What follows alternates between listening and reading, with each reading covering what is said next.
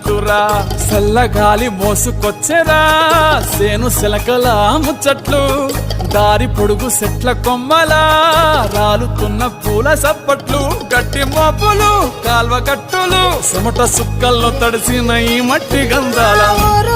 పల్లెటూరు దీని తీరే అమ్మ తీరు రంగులోన దాసి పెట్టి కొడుకుకిచ్చే ప్రేమ